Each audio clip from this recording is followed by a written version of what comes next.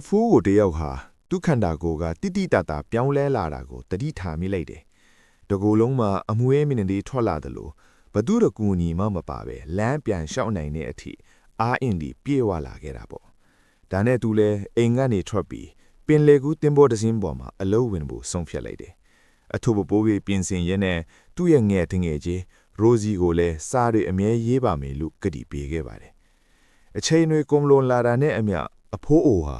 လူငယ်တယောက်လိုပြန်ပြီးနှုတ်ပြလာခဲ့တယ်။ဒုတိယကမ္ဘာစစ်အတွေ့ဂျာမနီနဲ့တိုက်တဲ့စစ်ပွဲမှာပါဝင်ခဲ့ပေမဲ့သူတည်ဆုံးသွားပြီလို့ပဲအားလုံးကထင်မှတ်ခဲ့ကြတာပါ။ဒါပေမဲ့သူဟာ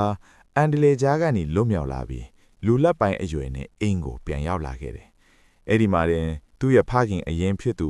သောမတ်စ်တတ်လာကအမှန်တရားကိုဖွင့်ပြပါတော့တယ်။သူငယ်စဉ်ကဖျားနာခဲ့တာကြောင့်ဖခင်ဖြစ်သူကဖြစ်ပယ်ထားခဲ့တဲ့အကြောင်းပေါ့။နေ့တော်ကြာမှာတော့ရိုဇီနဲ့သူပြန်ဆုံစည်းပြီးလက်ထပ်ဖြစ်ခဲ့ကြတယ်။သူတို့မှသမီးလေးတယောက်ရခဲ့ပေမဲ့သူကတော့စိုးရိမ်နေမိတယ်။ဘာလို့လဲဆိုတော့သူကတနေ့ထက်တနေ့ပြန်ပြီးငယ်လာနေတာကြောင့်ကလေးနှစ်ယောက်ကိုပြုစုရသလိုဖြစ်နေမဲ့ရိုဇီအတွက်သူစိတ်မကောင်းဖြစ်ရတာပါ။သူတို့ရနာခဲ့အတွက်ရှိသမျှပိုင်ဆိုင်မှုတွေကိုရိုဇီနာမည်နဲ့လွှဲပေးခဲ့ပြီးသူထွက်ခွာသွားခဲ့ပါတယ်။ကြာလာတဲ့အခါမှာတော့ရိုဇီဟာသူ့ခင်ပွန်းနဲ့သူ့လုံးနဲ့ထူးဆန်းတဲ့ကလေးလေးတယောက်အကြောင်းကြားသိခဲ့ရတယ်။ဒါနဲ့သူမလည်းအဲ့ဒီကလေးကိုခေါ်ယူကျွေးမွေးခဲ့ပေမဲ့ဒါဟာသူမရဲ့ခင်ပွန်းဖြစ်နေမှန်းတော့မသိရှာပါဘူး။သူကတော့တဖြည်းဖြည်းနဲ့ကလေးဘဝအထိပြန်ရောက်သွားပြီးနောက်ဆုံးအချိန်မှာတော့ရိုဇီကိုမှတ်မိတယ်လို့မျိုးတစ်ချက်ကြည့်လိုက်ပြီးမှ